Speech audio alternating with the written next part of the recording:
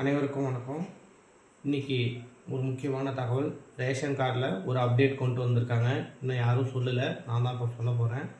எப்பொழுதும் நடைமுறையில் உள்ளதை உங்களுக்கு முதல்ல தெரிஞ்சுக்கணும். என்னென்னா, ஃபஸ்ட்டு ரேஷன் கார்டு அப்ளை பண்ணணும் அப்படின்னா பெயர் நீக்கம் பண்ணுவோம். பொண்ணு வீட்டிலேருந்து பொண்ணு பேரை நீக்கம் பண்ணுவோம், பையன் வீட்டிலேருந்து பையன் பேரை நீக்கம் பண்ணிவிட்டு அதுக்கப்புறம் என்ன செய்வோம், நம்ம ஆதார் கார்டில் அட்ரஸை மாற்றுவோம். அதாவது இப்போ இருக்கக்கூடிய வசிக்கக்கூடிய டோர் நம்பர் அதன் அடிப்படையில் இருக்கக்கூடிய அட்ரஸ் முகவரியை வச்சு நம்ம ஆதார் கார்டு அட்ரஸ் திருத்தம் பண்ணுவோம். திருத்தம் பண்ணதுக்கப்புறம் அந்த ஆதார் கார்டு ஓகே ஆகி வந்ததுக்கப்புறம் உடனே என்ன செய்வோம், ரேஷன் கார்டு அப்ளை பண்ணுறதுக்கு நாம் போவோம்.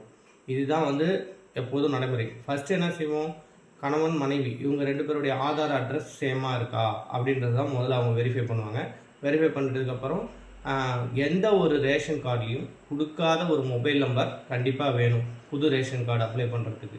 அதுக்கப்புறம் என்ன செய்வாங்க, குடும்ப தலைவி இன்றைக்கி பெண்களுடைய புகைப்படத்தில் தான் ரேஷன் கார்டு இருக்கணும்னு சொல்லியிருக்காங்க. அப்போ என்ன, முதல்ல அந்த குடும்ப தலைவியோட ஃபோட்டோ, அந்த ஃபோட்டோவை எடுத்துகிட்டு போய் கொடுப்போம். அதுக்கப்புறம் என்ன செய்வாங்க, எல்லாத்தையும் வெரிஃபை பண்ணிவிட்டு சரியான பிறகு உடனே விண்ணப்பிப்பாங்க. டிஎன்பிடிஎஸில் போயிட்டு புதிய குடும்ப அட்டை அப்படின்னு சொல்லிட்டு அந்த ஆப்ஷனை பயன்படுத்தி விண்ணப்பிப்பாங்க. அப்போ விண்ணப்பிக்கும் போது என்ன அப்படின்னா, இது வரைக்கும் என்ன அப்படின்னு பார்த்தீங்க அப்படின்னா, எப்பொழுதுமே குடும்ப தலைவி தலைவன் அவங்களுடைய ஆதாரை நம்ம சாதாரணமாக ஸ்கேன் பண்ணி அப்லோடு பண்ணி உடனே எந்த அட்டை டைப்பு, அதாவது ரேஷன் கார்டு எந்த வகையில் வேணும் அப்படின்னு சொல்லிட்டு அந்த அட்டை டைப்பை கொடுத்து நம்ம உள்ளே அப்லோடு பண்ணுவோம். அதுக்கப்புறம் பார்த்திங்கன்னா ஒரு வீட்டு வரி ரசீதோ அல்லது கேஸ் புக் சம்மந்தமான ஏதோ ஒரு அடிஷ்னல் ப்ரூஃப் கேட்பாங்க. அதை நம்ம சப்மிட் பண்ணுவோம். இது வரைக்கும் எப்பொழுதும் நடைமுறையில் உள்ள ரேஷன் கார்டு ப்ராசஸ். இனிமேல் அது மாதிரி கிடையாது. இப்போது முன்னாடிலாம் ஒரு கல்யாண பத்திரிக்கை வச்சு சாதாரணமாக பெயர் நீக்கம் பண்ணிட்டோம். இனிமேல் அந்த மாதிரி பண்ண முடியாது. இப்போ என்ன அப்டேட் அப்படின்னா, ரேஷன் கார்டில் நம்ம பெயர் நீக்கம் பண்ண போகிறோம் அப்படின்னா நம்ம திருமண சான்றிதழ் கொடுப்போம். கொடுத்ததுக்கப்புறம் என்ன ஆகும்னா, எந்த சம்மந்தப்பட்ட யார் அந்த நபரோ அவங்களுடைய ஆதார் அட்டையில் இணைக்கப்பட்டு இருக்கக்கூடிய மொபைல் எண்ணுக்கு இப்போ ஓடிபி போகுது. இதுதான் அப்டேட். இதனால் ஒருத்தவங்க பேர் நீக்கம் பண்ணுறாங்க அப்படின்னா அவங்களுக்கு இந்த செய்தி தெரியுது. ஓ, இதற்காக தான் நம்ம பேர் நீக்கம் பண்ணுறாங்க அப்படின்னு தெரியும். ஆனால் முன்னர் அப்படி தெரியாது.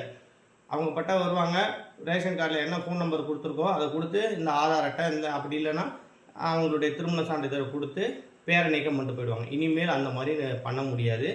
யாராக இருந்தாலும், யார் பேரை நீக்கிறதா இருந்தாலும் அவங்களுக்கு ஓடிபி போகும், தகவல் தெரியும்.